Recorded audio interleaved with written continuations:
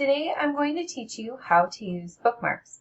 Bookmarks can be very helpful for you to be able to go quickly to places that you want to be.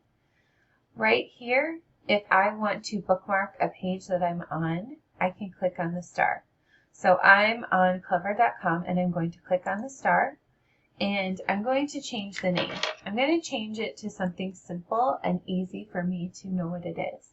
So I'm changing it to Clever. I'm going to click Done. And it added it to my strip, but my strip is so long it's over here. But I can just click on it and I can drag it where I want it to be.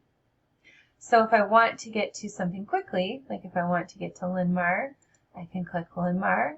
And if I want to get to Schoology, I can get to Schoology. So today I would like for you to please bookmark both Schoology and Clever and any other websites that you go to frequently.